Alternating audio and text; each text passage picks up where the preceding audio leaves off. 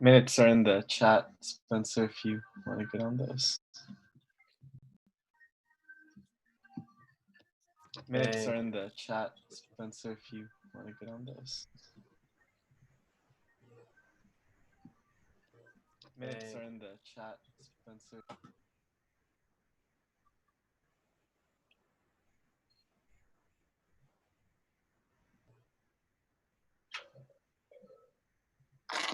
Okay, so we've got 6 and still waiting on Christy. Jonathan, did you hear from her at all? I'll text her, but I haven't heard from her. I think, do we have Jay too? Oh, we do. I see Jay. I see Jay here twice. Twice, right? The YouTube. And then I've got Father John, Bob, George, and Pete. Okay. We're going to go ahead and get started. I'm going to call the meeting to order. I'd like to announce the meeting is being recorded. Let's do a roll call.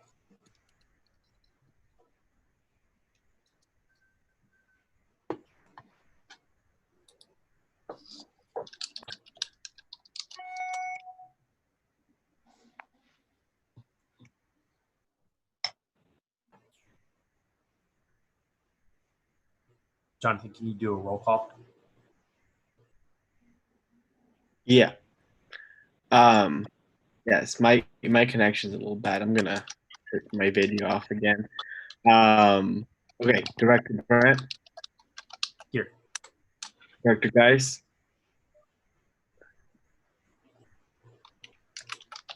Director Geis is here.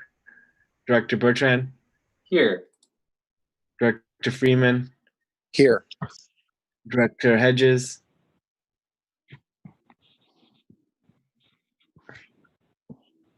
Is he here? Yes, he's here. Director Nguyen, she's not here. And Director Thurlow. Here. Great. Okay, thank you. Before we begin, we'd like to acknowledge the Chumash people who are the traditional custodians of this land. We pay our respects to the Chumash elders, past, present, and future, who call this place Anasqueo, the land Isla Vista sits upon, their home. We are proud to continue their tradition of coming together and growing as a community. We thank the Chumash community for their stewardship and support, and we look forward to strengthening our ties as we continue our relationship with mutual respect and understanding. With that, we'll begin the consent agenda. There's only one item. Does anyone have any changes or motion? I'll move approval of the consent agenda. Motion made by Bertrand. Is there a second? Second. Okay. Any public comments on this item? Any further board discussion? I do see a comment from Luisa. Can I ask you, Luisa, is this a comment on the minutes from the last meeting or a more general public comment? You can feel free to type in the chat or unmute yourself. Okay, great. So we'll come to you during general public comment. Thanks. Okay, with that, we're going to call the question. Can we go to roll call vote? Yes. Director Brent. Yes. Director Freeman. Yes. Director Bertrand. Yes. Director Hedges. Yes. Director Geis.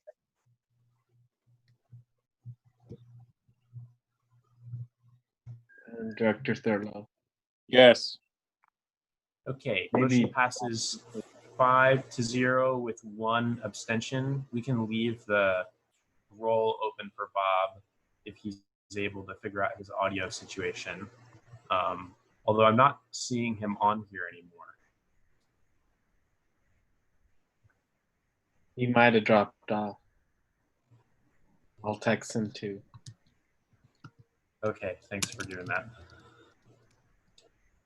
Okay, so now we'll move on to the public comment period. So this is the time when any member of the public may speak on matters within the board's subject jurisdiction, matters that are not on the agenda. So the board will not take action on any item that are not on the agenda except as provided for by law.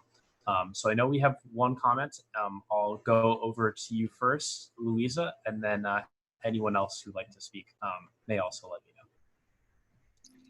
Hi, Lisa here for the EVPLA office from UCSB, and Yaz, our VP, wanted to let you guys know that our office is currently working on revamping a beloved community brochure for long-term residents in IV about the AS services offered over the summer. And if any board members had any suggestions, if you could please reach out to me or Yaz. Awesome. Thank you for that, Louisa. Thank you. I'm going to go over to Mark. Mark, go right ahead. Hi, everyone. Good to see everyone. Mark EM has I kind of like two comments to make. So both of these, I guess, are kind of more in the realm of the Isla Vista Community Network, but I won't be there, and I would love to share this information with this group anyways. That I know there's been a lot of talk about outsiders moving into Isla Vista. What I mean by outsiders is people that don't typically like live in the area and people who go to UC Santa Barbara. I actually had a much longer conversation with the head administrator on the phone, actually 45-minute call with the head administrator of the Free and for Sale page. And I was kind of asking him that question to see what he'd seen on that page.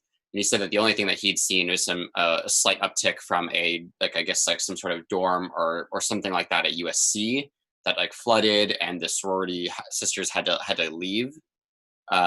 But beyond that, he said he hasn't seen anything of that nature, which is just fun to report and nice to report that maybe that's more hearsay than it is actual reality.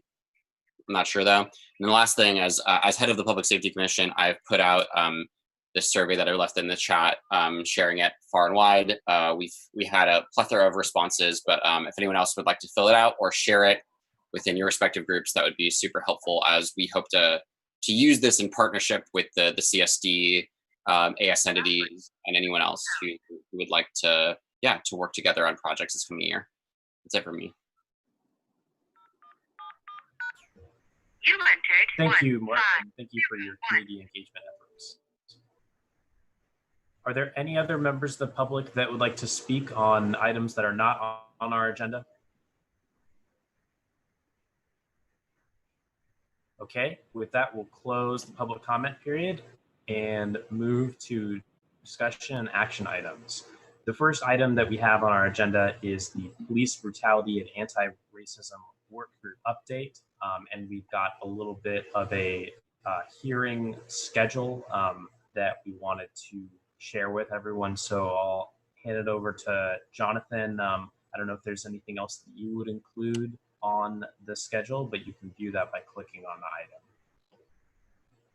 Yes. Hey, Spencer, I'm going to need to reconnect my audio because I can't hear anything and I don't feel like maybe what I've been saying is being heard. So I'm going to need a second. I've been trying to work on it. I think Bob is also having the same issue. Okay. A quick second. Do we want to go on pause and take 5 minutes if Bob is having the same issues?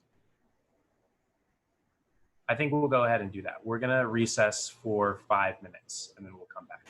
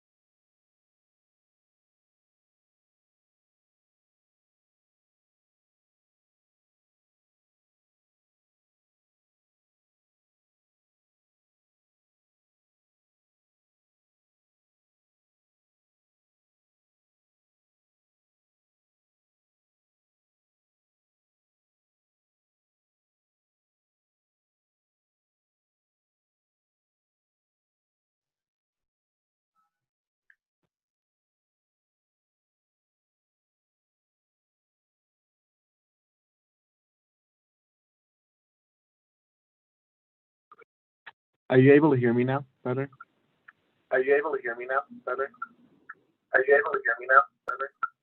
Yes, with the echo.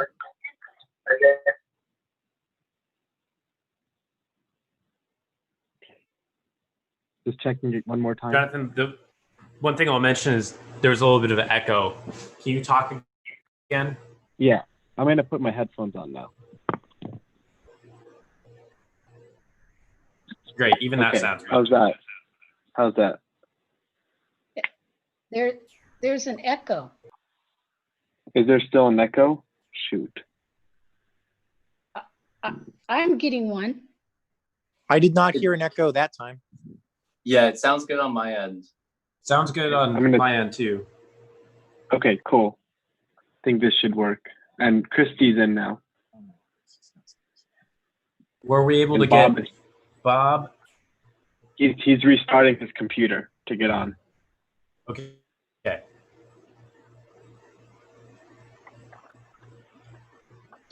So we've got 3 more minutes or 2 more minutes on our recess. So we'll just give those 2 minutes time to Bob so he can get on.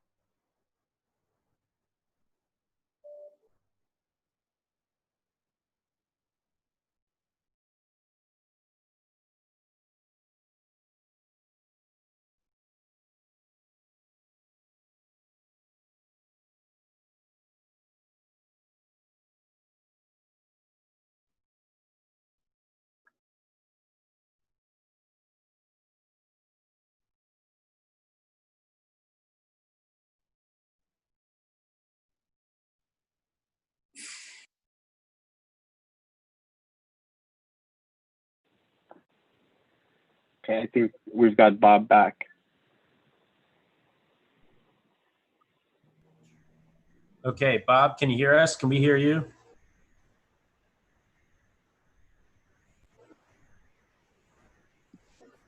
Okay, I think you can hear me now. Yes, we can. All right. Sorry about that. No problem. We are glad that we've got you back. Okay. So we are going to reconvene now. It's 6:13 p.m. And reopen the first item on our agenda, which is the Police Brutality and Antiracism Work Group Update. Today, if you click on the attachment, you'll see there's a little bit of a schedule of some potential hearings that we could hold as a board to have some of these focused discussion topics that we've spoken about in previous updates. These include reviewing of the Sobering Center model, both of the existing Sobering Center in our county, as well as the potential for an expansion of those services, as well as an item regarding the data that our board has asked staff to work with law enforcement to put together about offend crime and arrest citations, calls for service in Isla Vista, as well as reviewing the initial provisions of equity provisions within our existing law enforcement contracts. We've also put on there a discussion regarding alternative models for responding to calls for service that are done in potentially an unarmed fashion. That's what's being called the CAHOOTS model. That's named after a program in Oregon that exists. And also with an eye for further review of different types of data that we can collect. We also have for September Halloween 2020 on there, and maybe this is a focused discussion that we have even sooner, although I really think we won't really be able to have a good discussion about it until we have a better idea of how many people have returned to Isla Vista in the fall. Another issue that's on here that was brought up by Jay or by Director Freeman is the idea of an anonymous tip line for undocumented residents to be able to report safety issues. We've heard about the concerns that go into their relationship with not just law enforcement, but any figure of authority that represents the state, especially given the national context right now. As well as items for budget review and use of force policies. So we wanted to present this to you, get any feedback you had or any additional ideas from the board on things that we could focus our attention towards first and foremost. So I would just want to open it up to board members if they have any feedback. Yes, thank you, Mr. I President. saw Mind if I Director. begin? Yeah, I saw it. And yes, go ahead. Great, thank you so much. Well, again, I really want to start our discussion off by saying that Black Lives Matter and by honoring and appreciating the work of so many community advocates and activists in our community. We are seeing the continued passion and calls for greater racial equity and making Isla Vista safer in a way that respects all communities, especially those that have been historically marginalized by our justice system. I want to lift up the voice of one Black leader in our community this evening in particular, out of many, and that's someone who we know. It's Officer Bournet. And I want to read a post that was on the UCSB Police Department social media that I was particularly touched by. I'm pulling it up right now. I've been called the N-word both in and out of uniform. I've had a woman threaten to call the police on me for jogging in my own neighborhood because I looked out of place. I was told I would quit my job if I really cared about African Americans. I've read that my choice to be a law enforcement officer means that I am no longer Black. It's been a rough year for sure, but discussions about racism and/or police reform are not new and should not be feared. The tendency to ignore these uncomfortable topics is a primary factor for the tension we feel today. As a police officer, I've made the intentional choice to remain uncomfortable and engage with our community in a process of assessing and reimagining our profession. Yes, police are trying their best, and yes, we can do better. For many minorities in Santa Barbara, remaining uncomfortable feels like the only option afforded to us. The functional differences between this is not a space for you and this is not a space originally created with you in mind is negligible. Progress is rarely made by those satisfied with the status quo. So expect to see frustrated, passionate, and weary people doing much of this life-giving work, as they have been for hundreds of years. I'm proud to be an African American police officer. I don't take the sacrifices my ancestors have made lightly, and I have no interest in going from unheard to overwhelmed to forgotten all in one motion. Again, that was Officer Bournet of the UCSB Police Department. I was deeply moved by his comments. As a Black young leader in this community, I've had a lot of similar feelings and experiences in the community. Times when I've been working to make a difference in this community and where the color of my skin has put me in a situation where I was discriminated against or treated differently. So I really want to respect and lift up his voice and what he's shared with us. And I also want to say that this is a really good example of how law enforcement can be allies with the communities of color. What I see in this statement is an acknowledgement of the very real pain that communities of color, that are Black and brown residents feel in Isla Vista and in communities around this state and nation. And sometimes we are afraid to acknowledge that. Sometimes we are afraid to be honest about that. But in this example, Officer Bournet really does that, and I really appreciate it. And I hope that on a local level, on a statewide level, national level, we will see more people in law enforcement and in public safety and in our justice system truly acknowledging the issues that exist, because it takes that kind of leadership for us to make progress. And it also takes leadership on the community side, like us here on this board, and the community activists out there in the community to really push this forward. So I just want to open with that. I really appreciate the list of actions that are coming forward in the schedule. What I'm most concerned about is how we can use our powers as a district to do more than just talk about the issues at hand, but to really make a difference.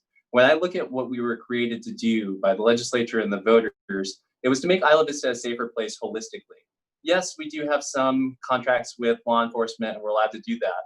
But really, how do we make Isla Vista safer by improving community infrastructure, by improving lighting, by improving housing, by creating additional community programs that make people feel safe, people of all races, people of all sexual orientations, genders, immigration status, etc., that everyone can feel safe in their community. So when I see the defund the police movement, and I look at what it's really about, when it's about investing in our communities to make our communities safer, I think that that's what we are doing here with the Community Services District. We're building our community to be safer with some elements in partnership with law enforcement, but really by investing in our community. So I think that some of the actions that are on the schedule that's been proposed definitely further that. Last night, I spoke with Director Freeman, and I've also spoke with President Brandt, and I have some additional recommendations. First off, supporting the Legislative Black Caucus's police reform package. Within this is Assembly Bill 1185, which would allow for the creation of sheriff oversight commissions throughout the state. Right now, police departments can, or cities can form police oversight commissions, but a sheriff's oversight commission doesn't exist. So this would allow for that. There's a number of other proposals advanced by our Black legislators in California as well. And I would like to ask staff to request that one of our local legislators, either Senator Jackson or Assemblymember Lamone, join us for a special meeting to talk about these important reforms and to really bring the community of Isla Vista into the discussion. As we know that Isla Vista is a community that has traditionally struggled with how we handle public safety. Next, I think that we should set up a formal community input system to inform our public safety efforts. Through this, the IVCSD can solicit community feedback, whether quarterly or ongoing, about interactions with public safety services in Isla Vista, positive, negative, neutral, whatever community members want to come forward with, but to make sure that community members know that they have a resource to make their voices heard about their concerns, about what's going right, about what they want to see. And that can be done in a transparent public process where the district relays the information to the public and the appropriate agencies. Lastly, one additional item that I want to recommend to that we add to our schedule and that we work on, in addition to the items that you all have, is perhaps looking to reallocate the funding that we've set aside for the Community Policing Fund. I do think that it's important that we are investing in public safety, but what we've heard from our constituents is that investing in public safety does not always look like investing directly in our law enforcement contracts. And that's something that I think we need to think hard about. How do we use the money that we've put in there to advance safety in a different way? So I would propose that we do have that discussion of getting rid of our Community Policing Fund. We do have our other services that are ongoing and that we're working to promote racial equity in, and I'm very excited about that with our safety station program and our interpersonal violence investigation program. But as far as new law enforcement spending, I'm not sure that that's something that we need to be embarking on at this time. So those are my opening comments. I appreciate all of your attention to this. As a young Black man in this community, the past couple of weeks have been challenging. They've been heartbreaking at times, but they've been empowering and inspiring, and I'm very grateful to do this work with all of you. So thank you. Thank you for those comments, Dr. Bertrand. Very moving comments. We appreciate them. I saw a hand earlier from Director Freeman, so I want to go to you. First, a very quick thing. I was given credit for the item which is on our list as anonymous phone line from documented residents to report safety issues. I just want to give a credit where credit is due. That was a suggestion for that initial resolution amendments that was putting together by Ryan Flaco Rising. I helped edit and compose it into the document, but it was his great idea. And additionally, I would be interested in trying to find a time, whenever our schedule after all of this, whether it fits in with any of our other discussions, to attempt to do a review of how restorative justice has been working here in Isla Vista and trying to see what the results of all of those efforts were, because that was such a long conversation that led to something that supposedly has been implemented, but as far as what actually got implemented and how that's working out, I think that we should probably do a review. Does that make sense? Yes, that does make sense, and I agree that that would be a good thing for us to add to the list. And well, I'll add and say I agree with all the suggestions that have been made so far from Director Bertrand and you as well, Director Freeman. I know I had thoughts or questions about something related to restorative justice just this morning that I was emailing with Deputy Schroeder about. So I think it would be good for us to see sort of an update of where that program has gone and what it's up to under the current times right now.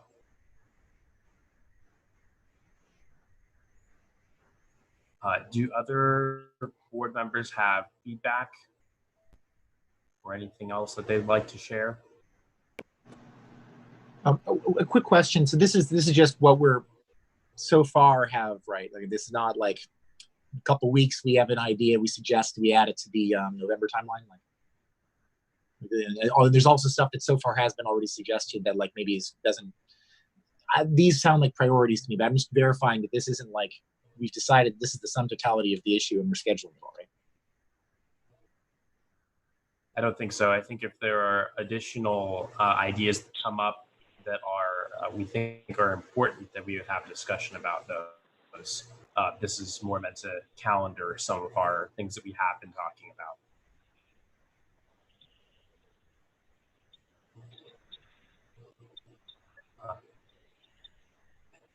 No other feedback from members of the board? To the extent to which we want to try to add some of the things that Ethan has already brought up, are this something that we need to right now attempt to make edits, make motions, or is that something where that will simply get added to the calendar by Jonathan because this is just something that staff is working on to get as kind of like an FYI on things that are coming up?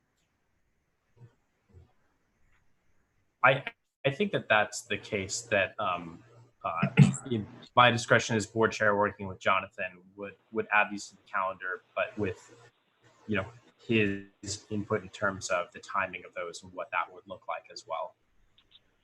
I know one of these items is more timely because it pertains to legislative advocacy and pending legislation and potentially a conversation with our state legislators, and so that would probably be find its way into higher up on the list.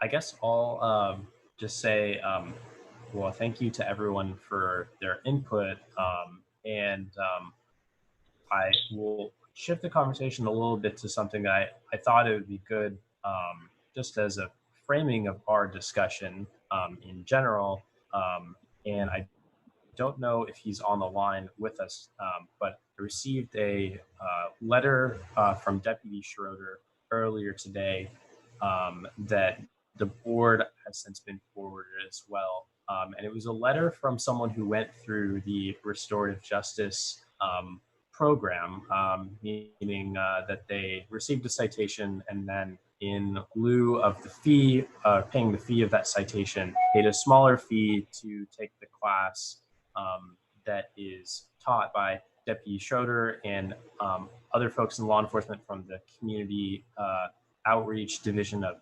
UCPD. The letter, I think Deputy Schroeder forwarded to us as an example of what he viewed as a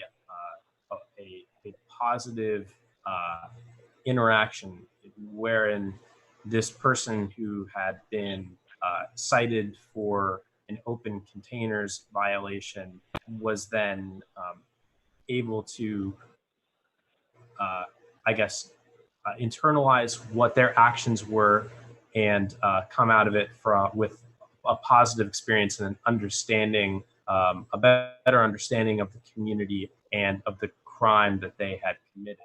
And while I think that is true, I do have to say that there was something in it that troubled me and I think really cuts to the core of some of the conversations that we've been having, which is the letter details a young woman who was stopped because she had a bulge in her jacket. That bulge ended up being a small bottle of alcohol that was open. She says that she was walking from her place of residence to her friend's residence so that they could make cocktails.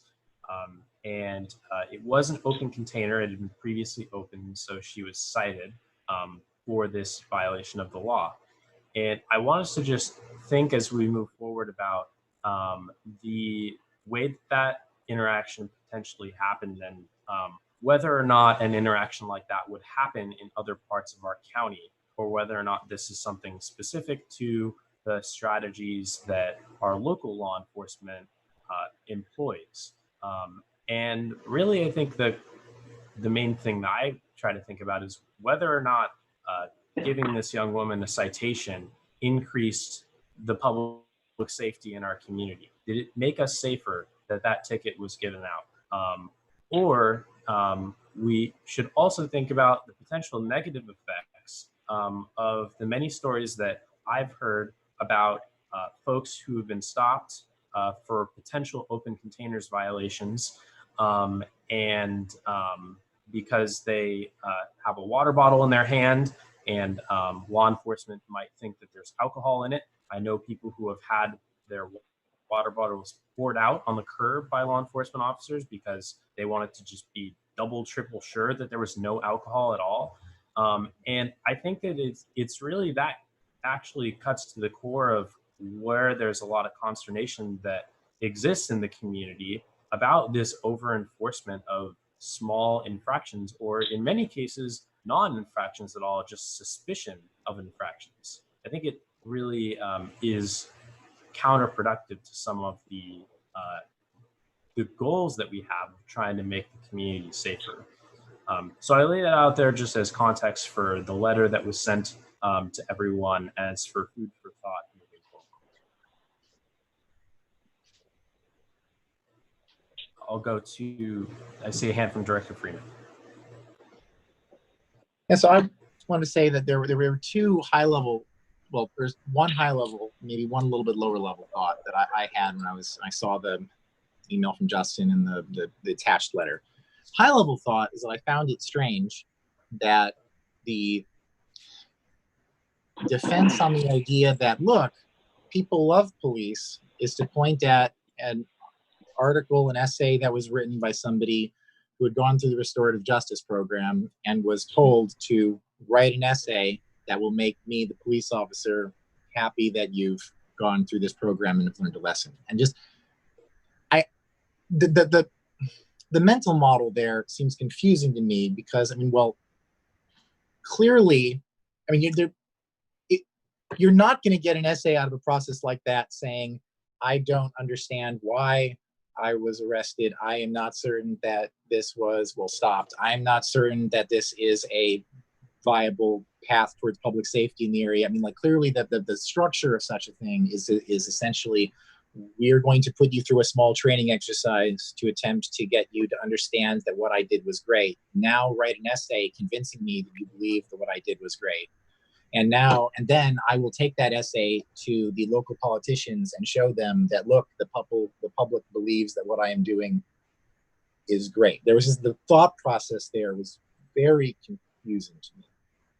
But then deeper, going into the contents of the letter and what had been the primary goal of this kind of this little re-education exercise was this notion of broken windows theory, which is Spencer is knowing here in this form of stopping people for small infractions and attempting to, by that path, make the community safer. And I mean, broken windows theory, which I put in giant air quotes because it is not the formal definition of what I would call a theory. The hypothesis of broken windows is not originally published in any kind of academic journal. I mean, it was an opinion editorial essay that was published in 1982 in the Atlantic, in the magazine.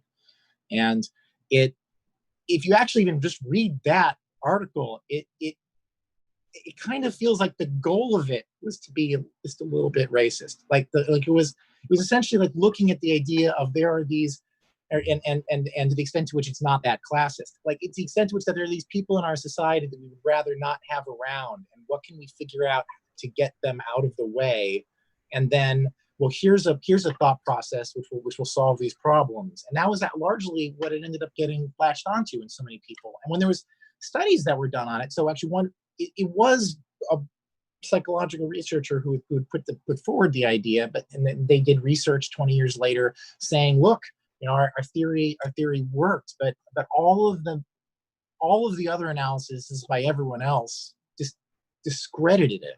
I mean, the entire premise of this broken windows hypothesis that kind of didn't make that much sense, other than as an entry point to stop and frisk, which is what it turned into in New York. And it was kind of horrifying in the result of it for so long. The discrediting was kind of brutal in some sense, because even the data that went into the defense by the person who came up with the theory 20 years later trying to say that it worked was that, oh, look, in New York, where they did all this stuff, in New York, it helped, but they didn't take into account that, weirdly, crime was working out everywhere in that time period. Even in areas like Los Angeles, where during this time period, the police department was considered to be completely falling apart and in disrepair, and wasn't really accomplishing anything, and crime had the same level of change. It didn't take into account basic ideas such as reversion to the mean. So if you see a data point that goes up really high, over time, data points are always up and down. You can look at what the mean is. Things tend to, when you find these outliers, are going to go back towards the mean. When you actually do the simple analysis, the data, this is just kind of obvious. And then using it in some sense with regards to this one idea of this particular infraction, the attempt in the essay of the one that was written by as far as restorative justice effort in order to defend its usage was also in some sense awkward, because it was just an application of slippery slope fallacy of saying, well, clearly, if you have somebody who is willing to carry a bottle of alcohol from one location to another location that has been uncapped, well, then that leads to people who are drinking, and that leads to people who are drunk in the streets, and that leads to, and it's you have to demonstrate it in some sense. And this is not a ding on the person who wrote the essay. This person who wrote the essay was simply told, here's all the stuff that we wanted you to learn. Now write an essay demonstrating to us that you learned it. But it felt awkward to me that it was essentially an education process in order to teach people about discredited theory. So I'm now done. So thank you. Thank you, Director Freeman.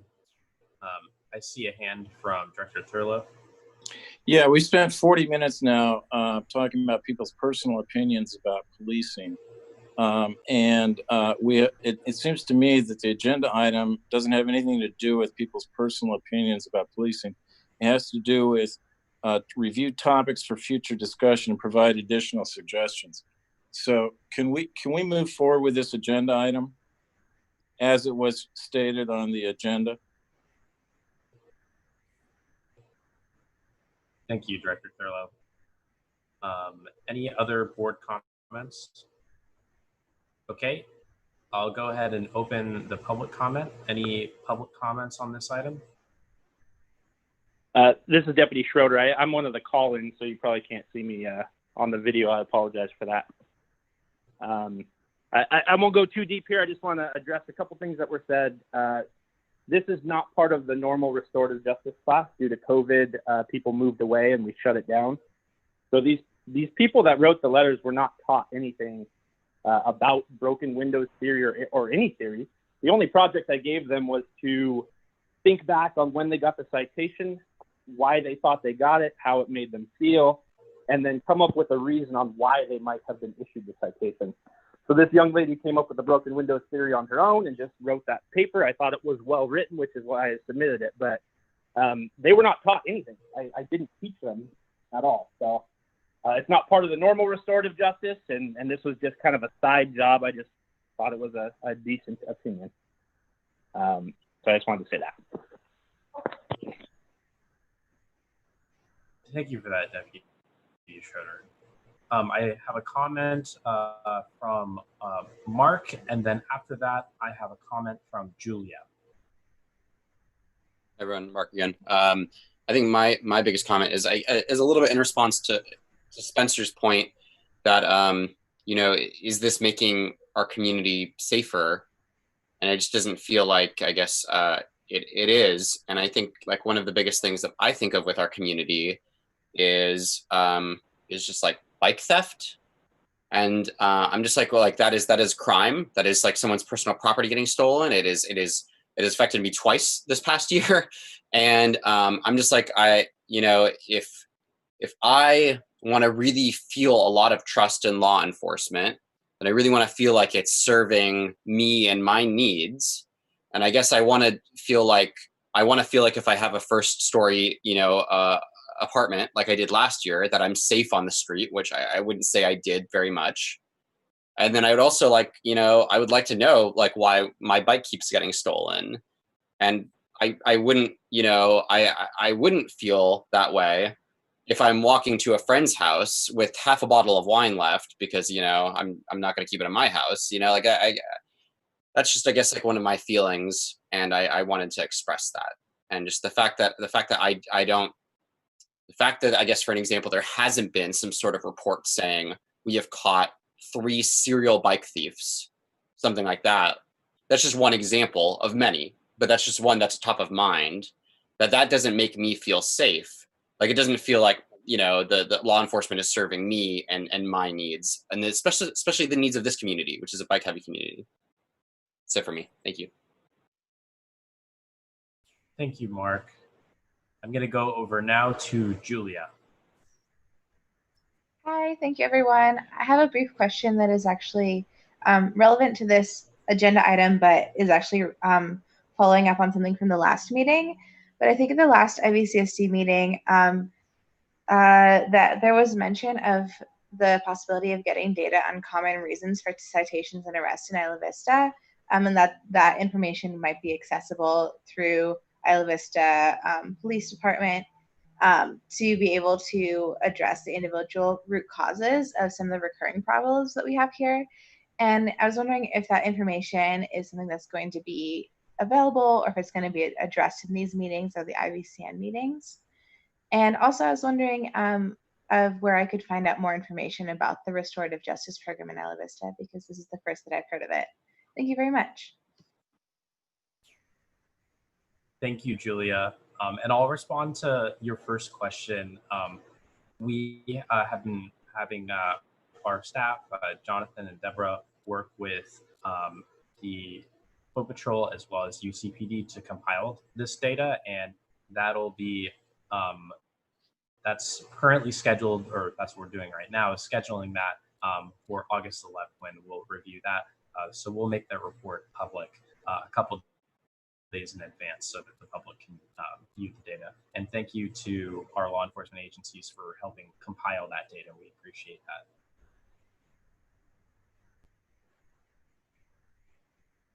And then Deputy Schroeder, if you're on the line too, if you have a good place or have any information about where Julia can go to learn more about the restorative justice program. Yes, absolutely. I'm happy to meet anytime in Isla Vista or anywhere else, and we can chat about it. Or if you'd like to do any kind of public forum or town hall meeting or anything bigger like that, I'm happy to do that as well. So I'll try and get my or maybe Jonathan can throw my email up in the chat since I'm not able to on the call in, and feel free to email me. Thank you for that. Okay. So back to the board. I don't think we need any action on this since it's just something that we will calendar, but we appreciate everyone's review, and we will revisit this topic on August 11th. Okay, we're going to move on to item 4.2, which is the Community Responsibility Awareness and Outreach Campaign for the COVID-19 pandemic. And I am going to push it over to Jonathan to talk a little bit about this item. Great. Give me just 1 second. I think Ethan might have fallen off and I'm adding him back in. Okay. Well, so it's been a quick turnaround. It also still feels like a long time since the last board meeting, but last board meeting, the board directed us to work with other stakeholders to put together an outreach and education campaign about COVID-19 in the community. We did just that in record time. We had, 20 different organizations met right away the first week. Everyone from Associated Students, different parts of them, UCSB Student Affairs, County, Justin was there.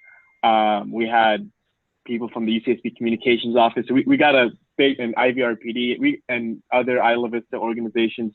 So we had a pretty big group.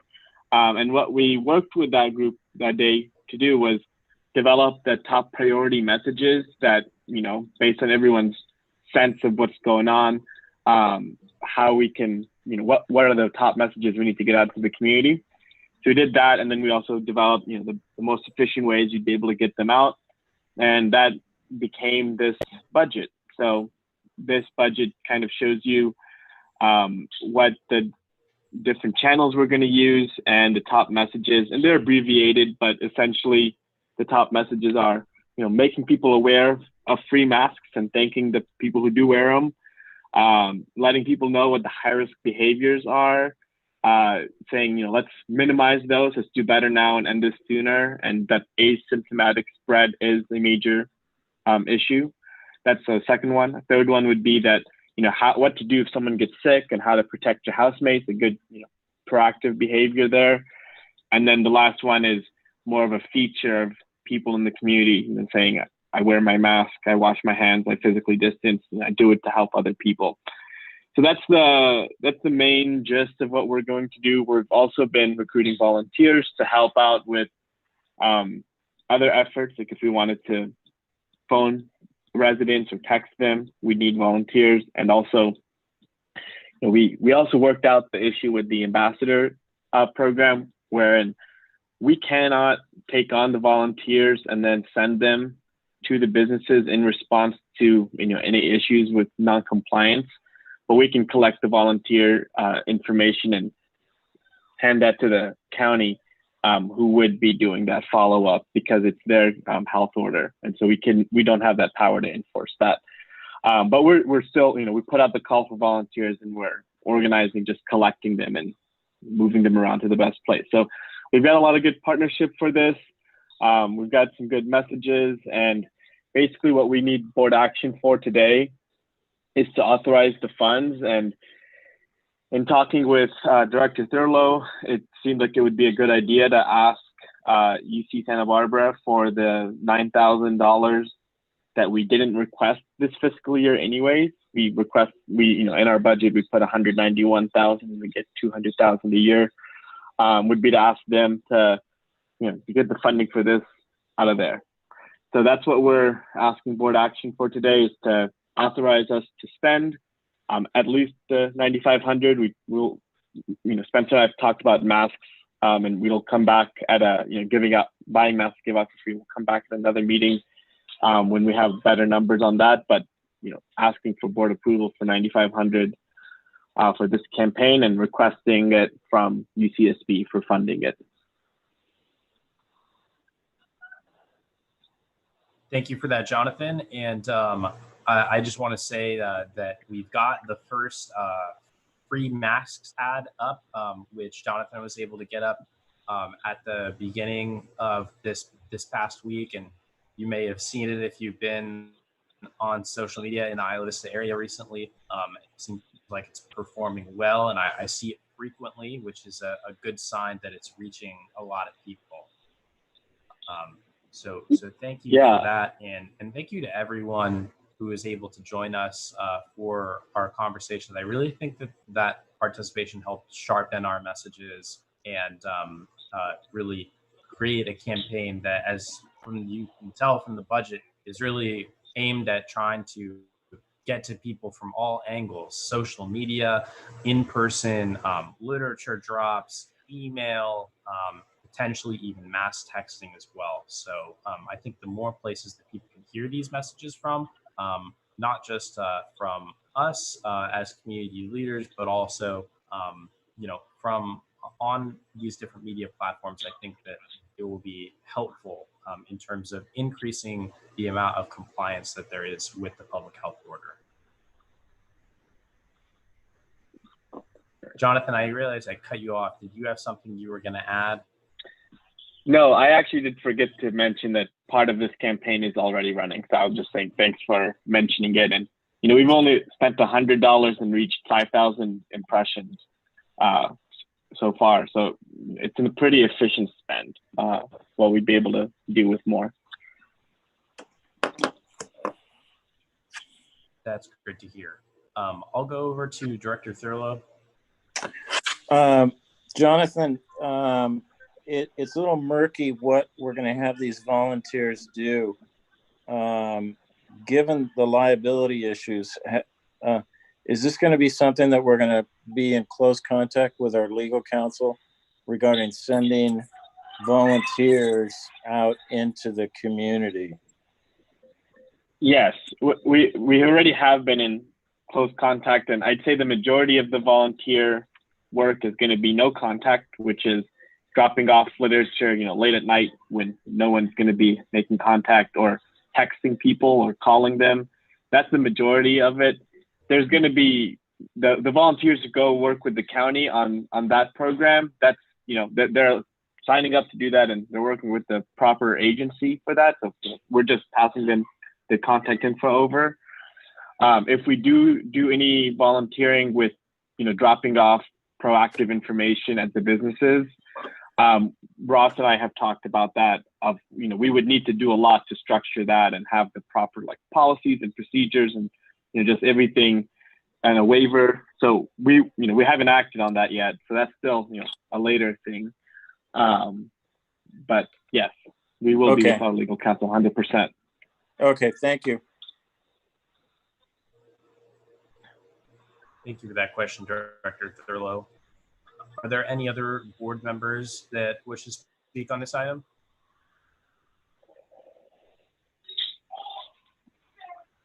Okay, I'll open it up for public comment. Are there any public comments on this item?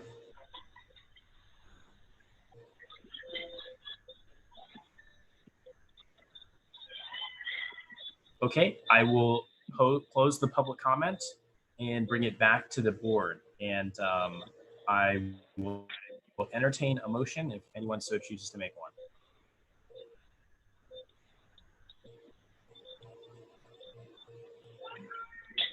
All right, I'll move approval. All right, motion made by Thurlow. Is there a second? I'll second that. Second from Father John. Okay. With that, Jonathan, can you take us to a roll call vote? Yes, give me a quick second to finish typing the motion.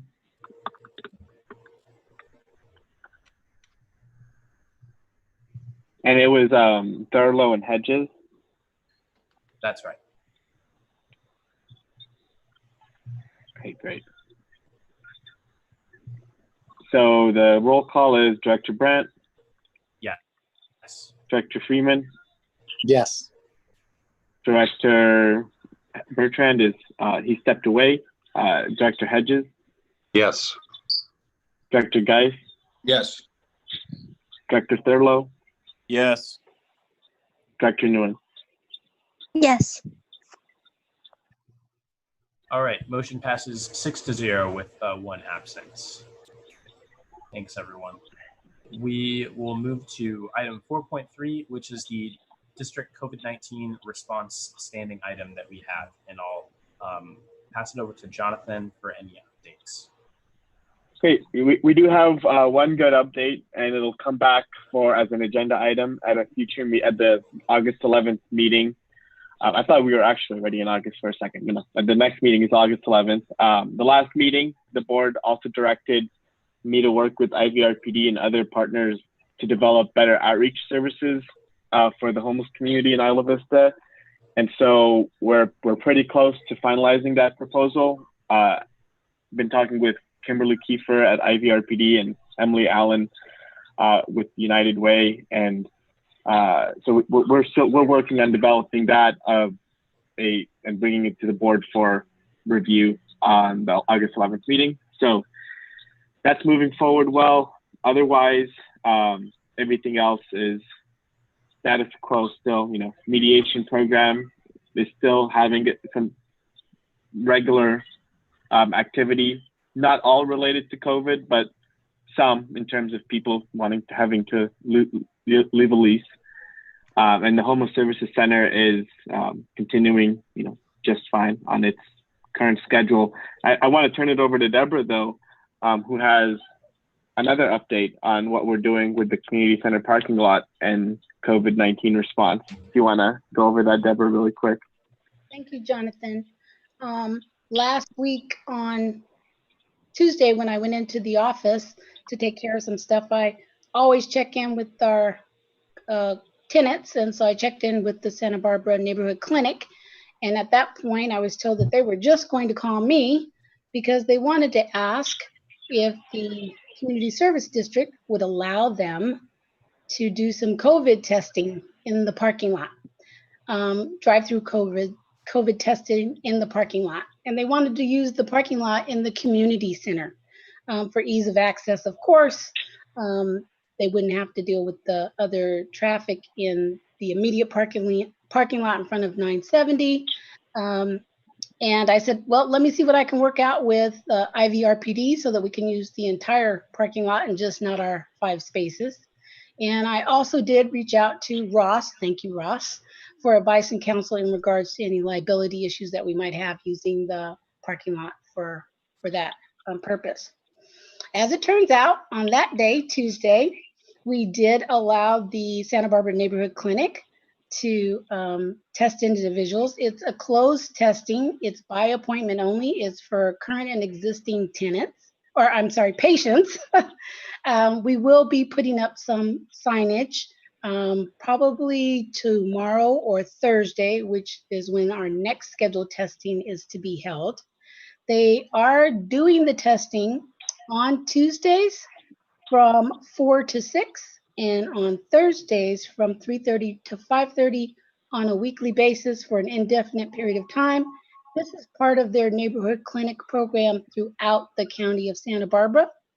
IVRPD was more than happy to participate in allowing us to use the entire parking lot. Ivy Beautiful went out and cleaned up the parking lot to make it safe, got rid of the debris, the weeds and everything. And it was a win-win, or it has been thus far a win-win for everybody. We hope it will continue indefinitely, as needed.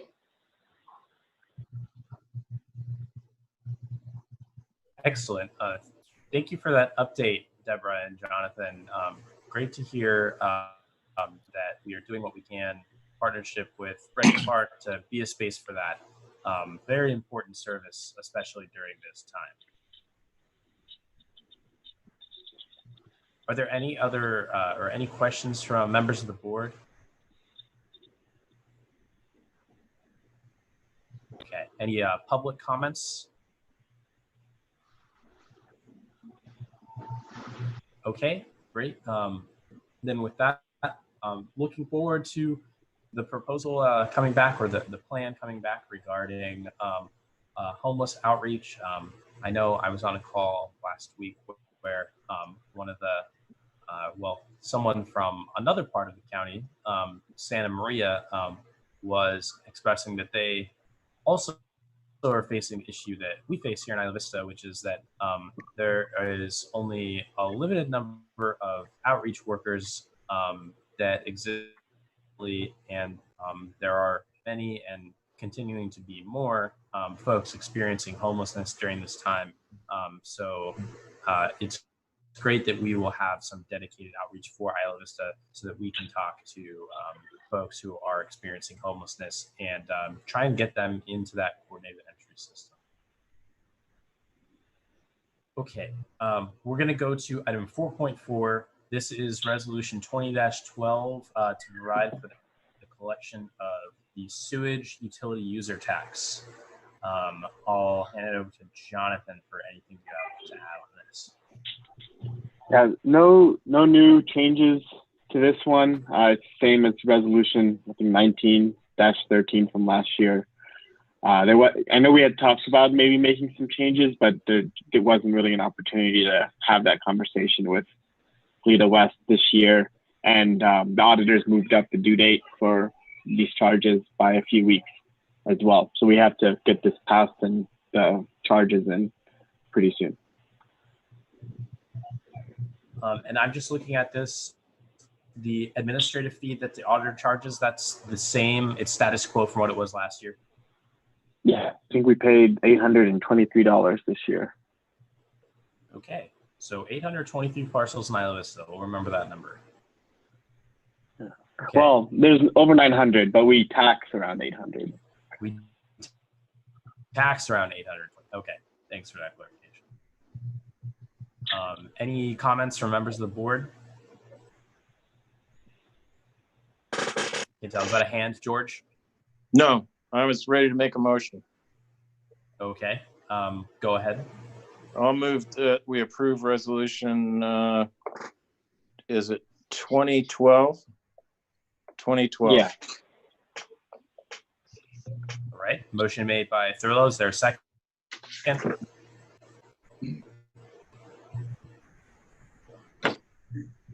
Looking for a second. I will second. No. Thank you. I think I heard Freeman. Yeah. Is there any public comment on this? All right, we'll bring it back to the board and do a roll call vote. Director Brandt? Yes. Director Freeman? Yes. Director Hedges? Yes. Director Geis? Yes. Director Thurlow? Yes. And Director Nguyen? Yes. All right, motion passes 6-0 with 1 absence. Thanks, everyone. Okay, so with that, we have actually come to the end of our action agenda, and we'll move now to reports. Do any members of the board have reports that they'd like to give?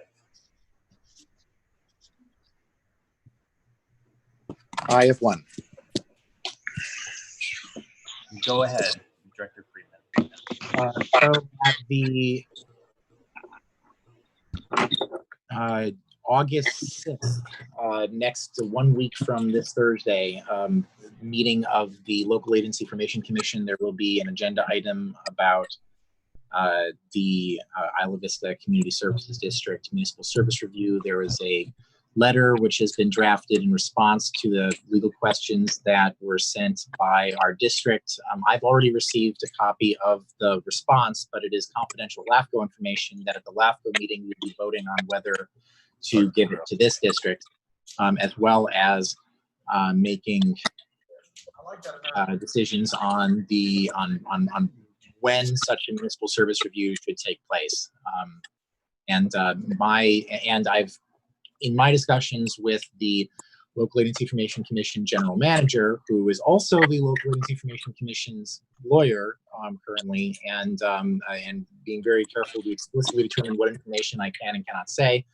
The previous negotiations that we had as our district with LAFCO are remembered and understood and will be set as background information going into that meeting. So I'm currently feeling happy with it.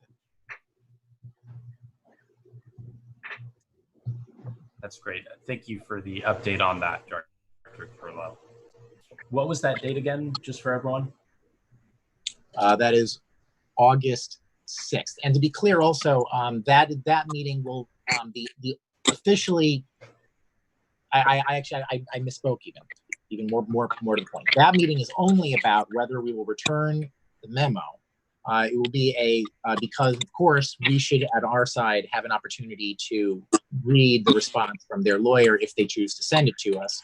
Therefore, it will be a subsequent meeting of the Local Agency Information Commission where the actual decision will be made. So you don't need to be too terrified, even if you think if you don't trust them that something will go wrong on this. Great. Okay. Thank you for that update, Director Furlow. Any other board member reports? Okay, I'll just say briefly, this last, or not this last, but it was 2 Fridays ago, I had the opportunity to join the leadership from the Park District as well as the county housing department in touring some of our parks and viewing the situation where there are a number of homeless or people experiencing homelessness who are encamped. And we toured it with someone from the company Quick Response. It's a company that was responsible for the cleanup efforts at the Lompoc riverbed after the city had to take care of that site. And that was in 2019. And so they basically were there to help just gather information and are preparing a proposal for how they can offer trash takeaway services to people who are encamped in the parks, hopefully with the goal of trying to reduce the overall footprint of some of the encampments and help our neighbors experiencing homelessness be a little more clean and sanitary in the parks in order to just increase the quality of life for everyone. So just wanted to give an update on that. I found it very informative and will continue to be present in those conversations. Okay, I'm gonna go now to reports from committees. Do we have any committee reports? All right, I don't think we do. We'll go to a report from District Council.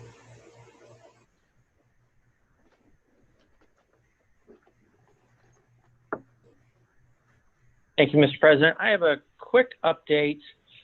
Over time, I have been keeping the board and the public apprised of legislation at the state and the federal levels with respect to the impacts of COVID. I reported previously about some movement in the House of Representatives at the federal level in regards to including special districts in some of the relief packages, or at least having them be able to qualify, since not all states have special districts. It was something that was something of an oversight, but due to advocacy by various special district groups in California and nationwide, there was some progress made, and HR 7073 was passed by the House recently. The news to report is that there's a Senate bill that's been introduced, which is 4308. Senator Sinema from Arizona and Senator Cornyn from Texas, a bipartisan bill. That's essentially a companion bill to HR 7073, and it would include special districts as eligible entities for COVID reimbursement to help offset some of the costs. So much of the language in the Senate bill mirrors the language from the House bill, and it would have 5% of the funds that were made available under CARES to go to special districts within 60 days of being requested. Essentially, the process is that districts would submit information to the state, and they would provide a report on the degree to which they have experienced or anticipate they will experience COVID-19 related revenue loss and also losses of grants or intergovernmental revenue or increased COVID-19 related expenditures. So it's actually a fairly broad application. So this would be retroactive from what has been made available so far, which is good. Allocation limits would be, a cap would be the amount reimbursed or allocated could not exceed any prior quarter expenditure in 2019. And then there would be direction to the Department of the Treasury to consider special districts as eligible and to take advantage of municipal liquidity funds under the CARES Act, which just provides access to capital for loans and other investments while the financial downturn continues. So some positive news at the federal level for a change and some cooperation on providing much needed relief, especially in California, where the majority of municipal type services are not provided by cities and counties, but are actually provided by special districts, much like IVCSD. So of course, we'll keep you updated on any progress in having those two bills reconciled and passed and hopefully signed, and then the promulgation of any regulations at the state and federal level that might be implemented, and then working with staff to see what the district might qualify for to reimburse prior expenses and anticipated expenses and revenue losses. Any questions? I can answer them. Otherwise, that's my report. Thank you, Ross. I do have one question. This pending legislation is in addition to FEMA reimbursement. Right. The Senate bill is a companion bill to HR 7073. So it mirrors that language in most respects. The biggest issue was that special districts were left out initially of the CARES Act. So there were some fixes that needed to be done. And 7073 on the House side and Senate Bill 4308 were intended to fill that gap. So yes, that would be in addition to the FEMA reimbursements that have been made available prior. And these two bills are more robust from what we can tell so far. And is the difference, because FEMA, does it only reimburse up to a specific level? It's in the amount. There's a difference there. I gave the allocation, 5% of the funds being made available and the allocation amount being capped by the highest quarter of revenue from the previous 2019 fiscal year.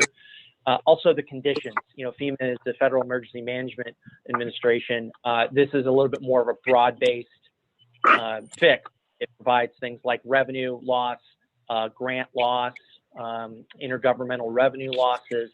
So this really expands pretty greatly the safety net that's being provided to local districts. That's great. Well, thank you for those updates, Ross.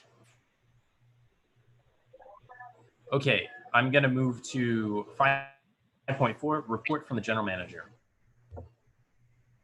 Great. I'm on. Okay, I'm off mute.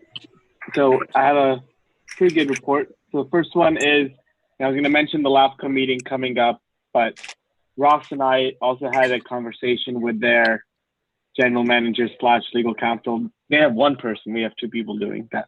But we felt good from that conversation of where this is going with LAFCO. So I think the work we did back in February paid off in a big way. So I'll be there at the August 6th meeting on Zoom and keeping an eye on it as well. I know many others of us will be there as well. So that's that. I'm continuing to work on the transit grant.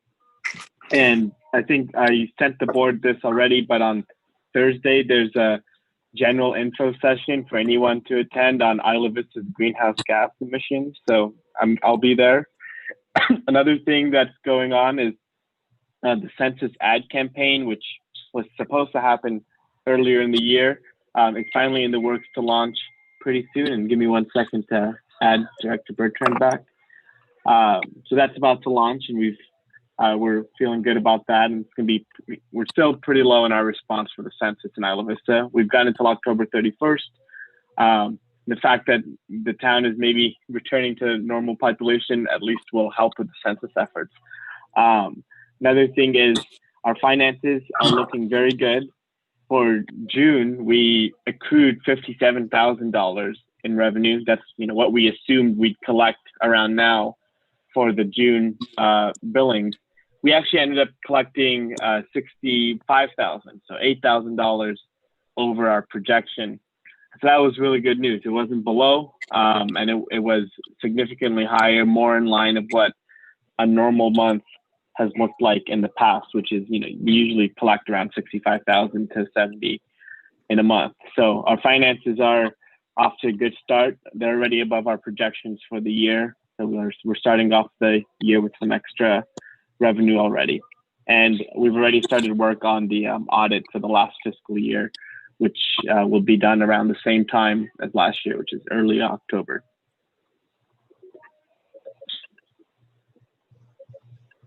Great, thank you for that update, Jonathan.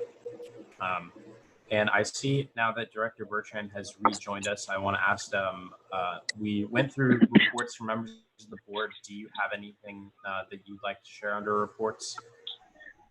Thank you. The only thing I would say is homelessness in Isla Vista continues to be a top concern. I've continued to be checking out the community needs as far as better serving our homeless neighbors. And I still am very concerned, and I'm grateful for all the work that our staff is doing with the homeless support sites and coordinating with service providers, and continue to just want to make sure that folks know that if there is something we can do, we're here to roll up our sleeves and do it. So there's that. I'll also mention that I've been working with some local business owners in Isla Vista who are particularly interested in working with their customers and the community to acknowledge the movement for racial justice at their business locations. And there's a few specific businesses that I've been in touch with. Specifically, one example is the Singh family.